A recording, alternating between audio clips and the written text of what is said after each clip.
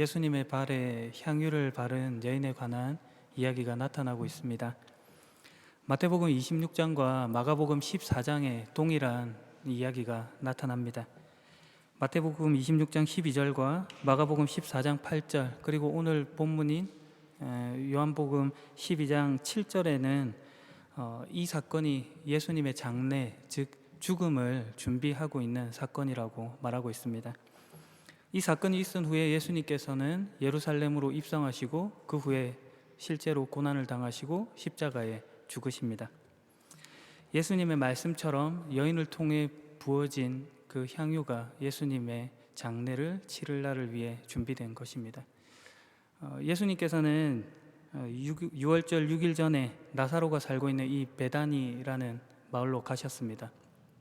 요한복음의 기록자가 그의 글을 진행시켜 나갈 때에 보여졌던 습성과 같이 시간과 장소, 그러니까 6월절 6일 전 그리고 베다니라는 장소를 꼭 집어 강조하고 있는 것을 볼 수 있습니다. 요한복음의 기자가 이 6월절 6일 전이라고 하는 말을 기록한 이유는 마태복음과 마가복음을 읽어보았을 때 그 내용이 문맥상 6월절 이틀 전에 일어난 것이 아닌가 하는 오해를 조금 더 후대에 쓰여진 요한복음이 명확히 지금 밝히려고 하는 의도가 있는 것입니다. 6월절 6일 전은 6월절이 되기 바로 직전에 토요일을 가리킵니다. 그것도 토요일 저녁으로 보여집니다. 그리고 그 토요일 저녁 때 안식일이 끝나는데 그 안식일이 지난 다음 아마도 예수님께서 베다니를 방문하셨고 그 식사 자리에 참여하고 있는 것이 아닌가 생각됩니다. 왜냐하면 안식일에는 식사를 준비하지 않기 때문에 이 식사가 마련된 것은 그 시간이 지난 그 이유가 아닌가 하는 것입니다. 요한복음의 기자는 이 6월절 6일 전이라는 표현을 통해서 예수님의 행보가 6월절과 매우 밀접한 관계가 있음을 설명하려고 하는 것입니다. 6월절 어린 양, 자신의 목숨을 대속물로 주는 세상 죄를 짊어지고 가는 하나님의 양으로서의 그런 이미지를 지금 나타내 보여주는 것입니다. 그 어린 양께서 가신 곳이 바로 나사로가 살고 있는 곳입니다. 나사로는 여러분도 잘 아는 것과 같이, 그리고 오늘 본문의 바로 앞장인 요한복음 11장에서 그의 죽음에서 다시금 살아난 자입니다. 예수님께서 죽음을 지금 향해 가고 계시지만 이 나사로라는 인물을 드러내심으로 그것이 죽음으로 끝맺지 않고 부활로 나타난다. 사망이 끝이 아니라 더 있다, 생명이 있다 하는 것을 지금 이 기록자가 보여주고 있는 것입니다. 실제로 예수님께서 자기 길을 가셨고 죽으셨고 부활하셨죠. 예수님께서 저녁 식사 자리에 앉으셨습니다. 오늘 본문을 보면은 마치 이 식사 자리가 나사로의 집인 것처럼 보이지만 마태복음과 마가복음을 살펴보면 이 집은 문둥병에서 낳은 시몬의 집으로 보여집니다. 혹자는 그가 나사로의 아버지가 아니냐, 아니면은 나사로의 동생인 마르다나 마리아의 남편이 아니냐, 아니면 나사로의 친구가 아니냐 하는 그런 이야기가 있기는 하지만 정확하지는 않습니다. 그럼에도 불구하고 지금 나사로, 마르다, 마리아가 그 집에 있었던 것으로 보아 지금 시몬이라는 사람과 매우 밀접한 관계에 있었음은 짐작할 수 있습니다. 예수님께서 그 집에 가셨고 그 집에서 이제 저녁 식사를 대접받습니다. 마르다가 시중을 들었고 접대를 했고, 그리고 나사로는 예수님과 그 제자들 곁에서 함께 있었습니다. 아마도 이 식사 자리는 문둥병에서 낳은 시몬이 예수님에 대한 감사를 표현하거나 아니면 죽었다가 다시 살아난 나사로가 그 감사를 표현하기 위해서 마련한 자리인 것 같습니다. 예수님이 지금 주인공으로 그 식사 자리에 초대되어 있는 것이죠. 그때 마리아가 매우 비싼 나드 향유 300g을 가지고 와서 예수님의 발에 붓고 자기 머리카락으로 그 발을 닦습니다. 여기서 나드는 그 인도 히말라야 산맥에서 자생하는 그 나무에서 이렇게 뿌리에서 축출한 감송 향유를 가리킵니다. 약간 강한 휘발성 향기를 뿜어내는 그런 것입니다. 마가복음 14장 3절을 보게 되면 이 향유를 한 병을 가지고 왔다고 되어 있죠. 개정판을 보면 옥합이라는 단어로 설명되어 있습니다. 옥합은 쉽게 생각하면 하얀색 단지를 생각하면 됩니다. 희고 매끄러운 어떤 석고 같은 그런 것으로 만든 고급 용기입니다. 향유가 거기에 담겨져서 지금 오는 것이죠. 보통은 오랜 기간 보존을 하기 위해서 그 입구를 밀봉했습니다. 이것은 매우 값이 비쌌고 이스라엘에서는 구하기가 힘들었기 때문에 어머니가 딸에게 이렇게 물려줘서 갑오로 가지고 있거나 아니면 귀족들, 그러니까 부자들이 일부가 가지고 있을 만큼 매우 가치 있었던 것입니다. 그런 향유 옥합을 지금 마리아가 깨뜨리고 예수님의 지금 발에 붓고 있는 것입니다. 마태복음과 마가복음을 보게 되면 그 향유를 예수님의 머리에 부었다고 되어 있습니다. 근데 오늘 본문을 보면 예수님의 발에 부었다고 되어 있는 것이죠. 이 차이를 어떻게 설명할 것인가에 대해서는 아마도 당시 관습으로 봤을 때 유대인들이 머리에 일반적으로 향유를 붓는 것이 보통이었고 그 양이 적지 않았기 때문에 몸을 타고 그 발로 흘러간 것이 아닌가 하는 그런 이해가 있습니다. 그런 면에서 지금 마리아는 그가 가지고 있던 향유를 아낌없이 전부 다 예수님께 부은 것으로 보여지는 것입니다.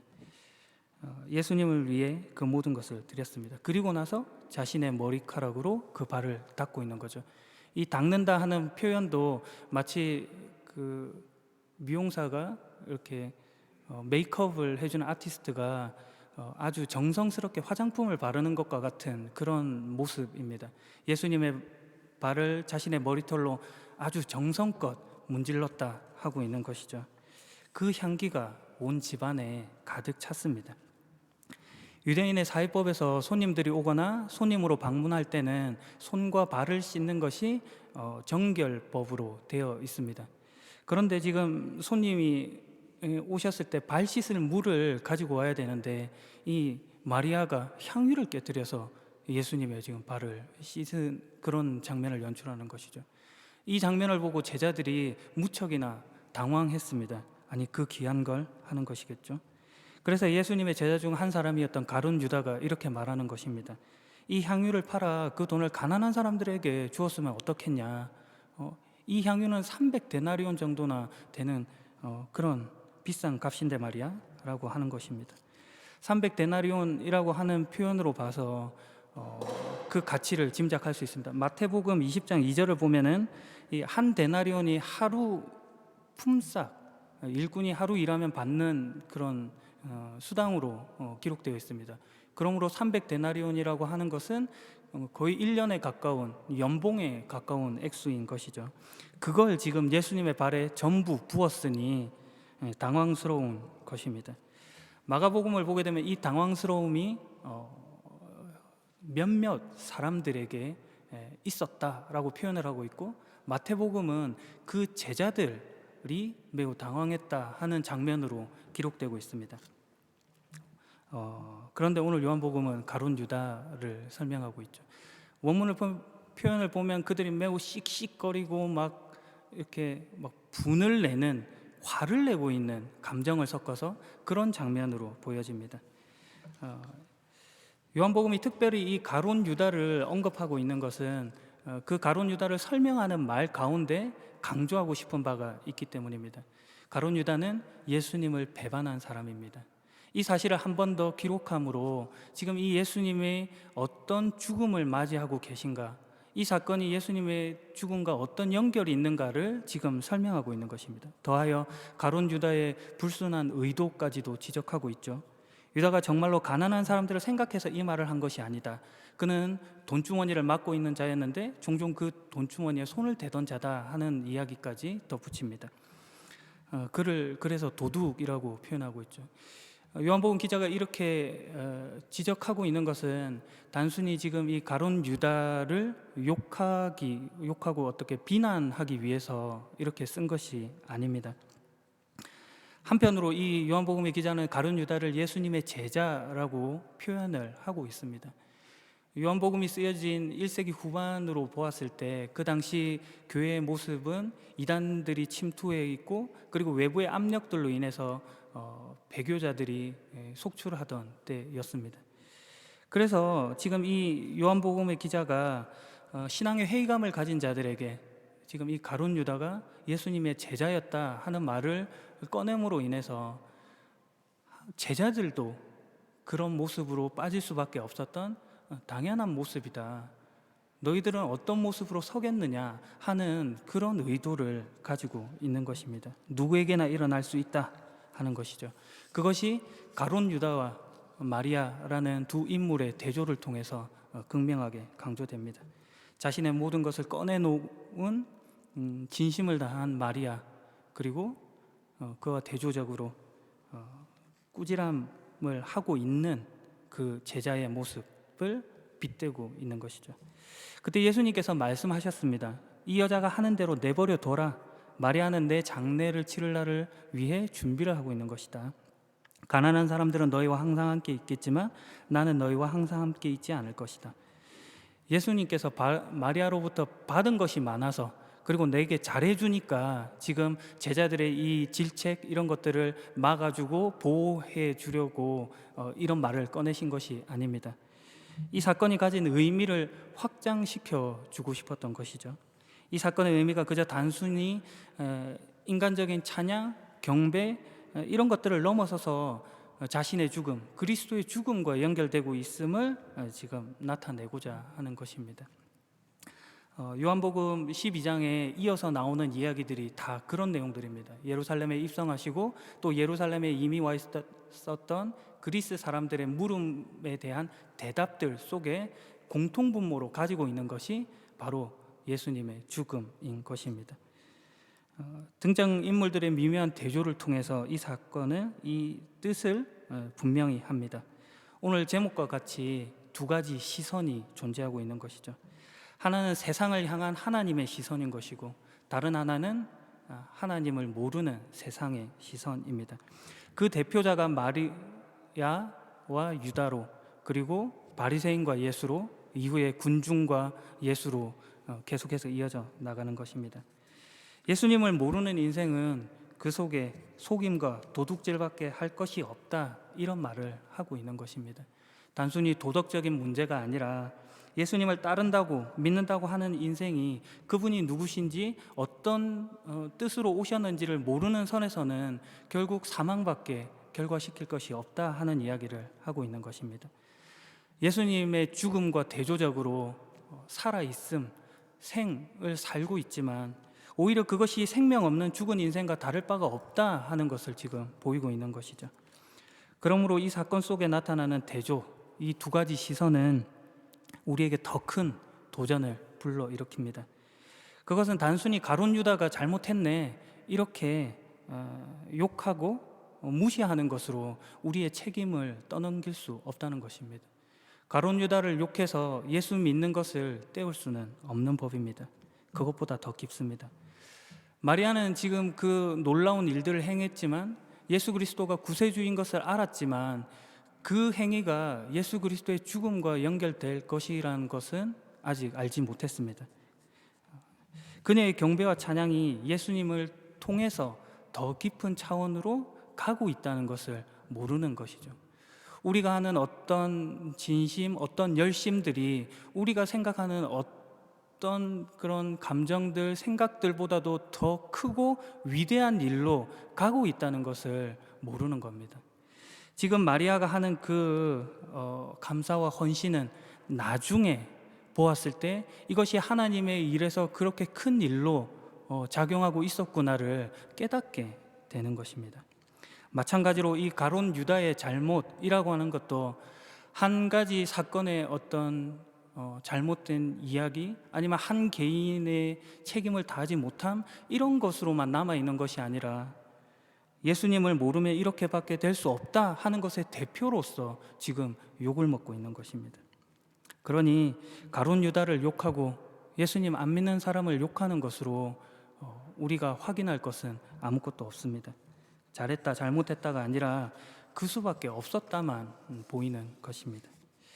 드러나서가 문제이고 드러나지 않아서 문제가 안 된다 이렇게 생각하시겠지만 예수님을 모르면 다 그렇게밖에 안 된다, 다 똑같다. 성경이 지금 이 이야기를 해주고 있습니다. 누가복음 7장 36절 이하에 오늘 본문과 매우 유사해 보이는 그러나 미묘하게 다른 이야기가 하나 등장합니다. 어떤 바리새파 사람이 예수님께 함께 식사를 하자고 권합니다. 예수님께서 그래서 그 사람의 집에 갑니다. 그 마을에 죄인이라고 이렇게 낙인이 찍힌 여자가 예수님 곁에 다가와 향유병을 가지고 와서 발에 붓고 그리고 머리카락으로 이렇게 닦는 장면이 연출이 됩니다.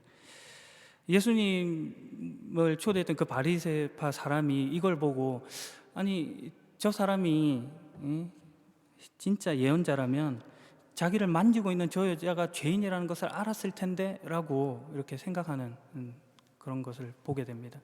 예수님께서 그것을 아시고 그에게 질문으로 이렇게 답을 대신하시죠. 시몬아, 네게 할 말이 있다. 어떤 채권자에게 두 명의 채무자가 있는데 한 사람은 500데나리온을 빚졌고 한 사람은 50데나리온을 빚졌다. 근데 둘이 갚을 능력이 없어서 이 채권자가 그 둘을 다 용서해 줬다, 갚지 말아라고 해줬다. 그렇다면 그 둘 중에 누가 더 채권자를 고맙게 생각하겠느냐 이렇게 말씀하십니다. 그랬더니 그 말을 듣고 있던 시몬이 더 많이 면제받은 자입니다 라고 답했습니다. 그러자 예수님께서 네가 옳게 말했다 라고 하시죠. 그리고는 그 여자를 돌아보시고 또 시몬을 보면서 말합니다. 이 여인이 보이느냐? 내가 네 집에 들어왔을 때 너는 나에게 발 씻을 물도 주지 않았다. 그런데 그 여인은 자신의 눈물로 내 발을 적시고 자신의 머리털로 닦아주었다. 너는 내게 입 맞추지도 않았지만 그 여인은 내가 들어올 때부터 입 맞추기를 쉬지 않았다. 너는 내 머리에 기름도 붓지 않았지만 그녀는 내 발에 기름을 부었다. 그러므로 내가 네게 말한다. 이 여자의 많은 죄가 용서되었다. 이는 이 여자가 많이 사랑하였기 때문이다. 적게 용서받은 사람은 적게 사랑한다. 그리고 그 여자에게 말했습니다. 네 죄가 용서받았다. 네 믿음이 너를 구원하였다. 평안히 가거라. 죄인으로 취급받던 여인이 예수님을 통해 죄 용서를 받습니다. 그녀는 지금 예수님 곁에 와서 우는 것밖에 할 것이 없는 자입니다. 자신의 죄를 용서해 달라거나 핑계를 댈 그 할 말이 없어서 우는 것으로 자기의 마음을 표현하고 있는 것입니다. 그런데 예수님께서 그녀의 죄를 용서해 주고 계시죠. 그녀가 회개하고 죄 용서를 구하고 울고불고 매달려서 저 좀 어떻게 해주세요 라고 요청해서 예수님께서 반응하신 것이 아니라 그녀의 처지를 불쌍히 여기시는 그 내면 깊숙함을 아신 예수님께서 미리 아시고 반응하시는 것입니다. 네 죄가 용서되었다 하는 것이 어떤 조건도 자격도 요구하지 않음을 알 수 있습니다. 식사 자리에 초대하고 어떤 죄됨 그리고 옳음 이런 것들이 무엇인지 분별하는 것과는 다른 시선, 다른 반응을 예수님께서 가지시는 것입니다. 세상이 가지는 시선과 다른 시선이죠. 우리는 이것을 고급지게 은혜라고 부릅니다. 하나님의 은혜와 용서 속에 모두가 묶여져 있고 동일한 존재임을 알라 하는 것입니다. 그러니 나는 예수 믿어, 너는 안 믿어? 그러면 너는 안 돼 하는 식으로 우리의 신앙을 확인하려 해서는 안 되는 것입니다. 하나님의 시선을 담아야 합니다. 용서받을 어떤 무슨 일을 해야 되고 자격을 갖추어서야 하는 것이 아니라 그 단어 자체에 조건이 없는 은혜로 이루어지는 것입니다. 너는 두려워하지 말라. 내가 너를 구속하였고 너를 지명하여 불렀나니 너는 내 것이다. 내 것이다 하시는 하나님의 선언입니다. 이것이 우리를 바라보는 하나님의 시선입니다. 예수님의 발에 향유를 부었던 여인의 행위가 내 것이라고 말씀하시는 하나님의 시선 속에서 더 큰 것으로, 더 위대한 것으로 격상되고 있는 것입니다. 마리아는 내 장례를 치를 준비를 하고 있다. 자신의 죽음, 그러니까 어떤 조건과 한계를 넘어서는 그 지점까지 예수님께서 우리를 그런 시선으로 바라보고 계시고 목적하고 계시다 하는 것을 역으로 말씀해주고 계신 것입니다. 결과물이 아니라 존재 자체로 사랑하시는 것입니다. 세상은 끊임없이 우리에게 자신을 증명하라고 요구할 것입니다. 마가복음 11장에 보면 예수님께서 또 받으셨던 시험입니다. 대제사장 그리고 율법학자들과의 논쟁 속에서 이런 이야기가 나옵니다. 누가 예수님에게 이런 권한을 주었는가? 당신이 무슨 권한으로 이런 일을 하는가? 예수님께서 그 앞에 성전을 청결하게 하시고 또 무화과 나무를 마르게 하시는 사건이 있었습니다. 무화과 나무는 일전에 설명드린 것과 같이 포도나무와 함께 이스라엘의 상징으로 보여집니다. 그런데 그것이 예수님의 말씀을 통해 마른 것에 그들이 화를 내고 있고 분해하고 있는 것입니다. 그래서 그들이 와서 질문을 합니다. 당신이 도대체 무슨 권한을 가지고 이런 일을 하고 있는 것이요? 여기서 권한이라고 하는 말은 엑수시아라는 단어인데 권능이라는 뜻의 말입니다.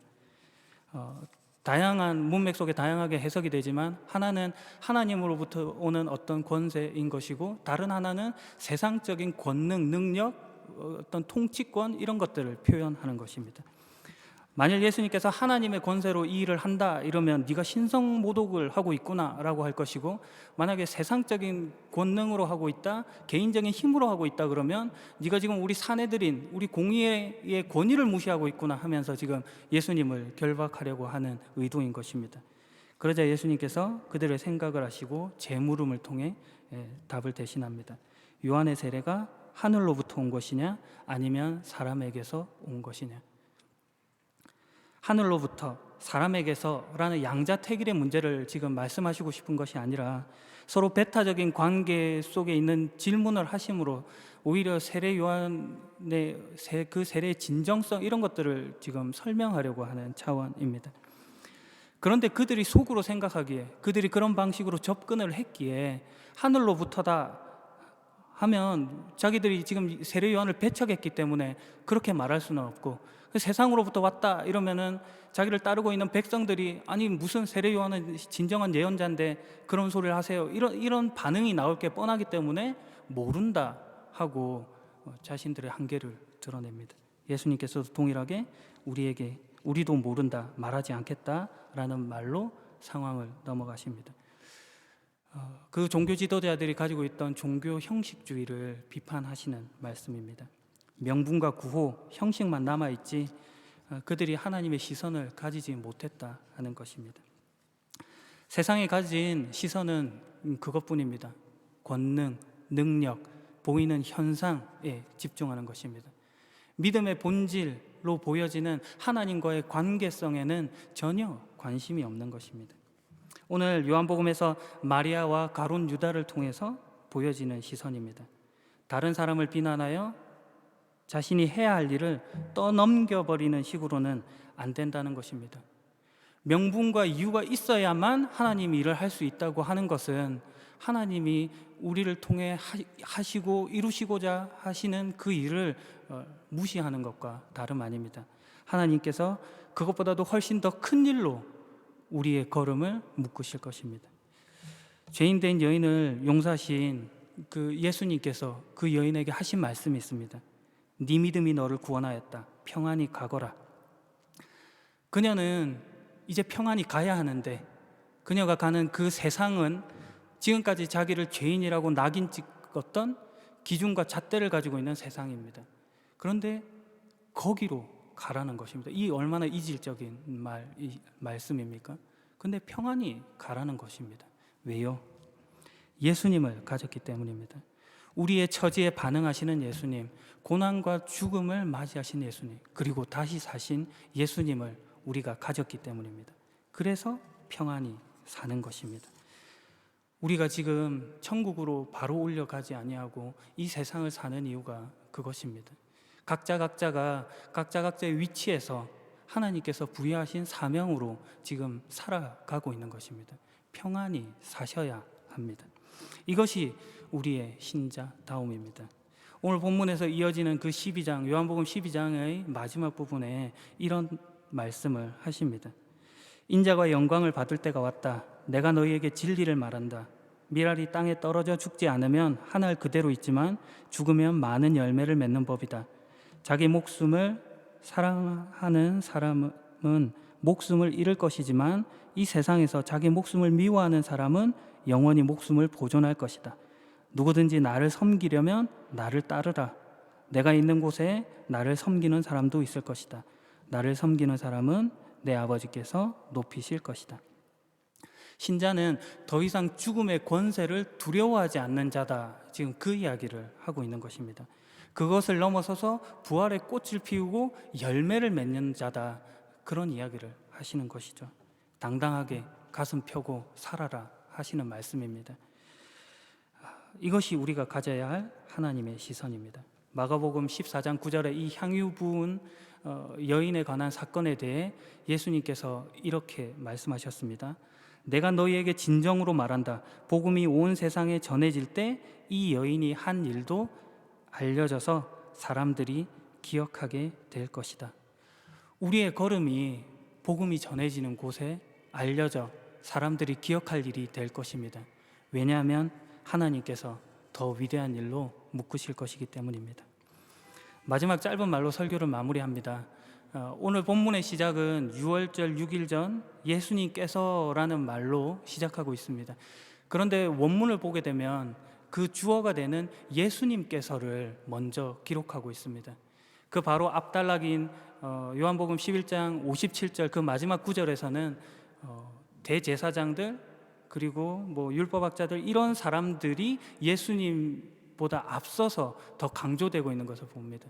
그러나 지금 그것이 완전히 뒤집어져서 예수가 전면에 지금 부각시켜 나오고 있는 것이죠. 우리가 구하고 세우려고 하고 이루려고 하는 것의 목적이 예수 그리스도가 되어야 함을 지금 말씀해 주고 있습니다. 주 예수님보다 더 귀한 것은 없습니다. 예수님의 발에 부어진 그 가치를 매길 수 없는 그 가치가 어마어마한 그 향유보다도 그 향유가 부어진 예수님의 발이 예수님이 더 귀하다 하는 고백이 우리 가운데 있어야 하는 것입니다. 예수님이 전부입니다. 그리고 예수님께는 여러분이 전부입니다. 오늘 이 시선을 놓치지 마시고 주어진 각자의 삶에 충성된 일꾼으로 살아가시는 복된 여러분에게 예수님의 이름으로 간절히 축복합니다. 기도하겠습니다.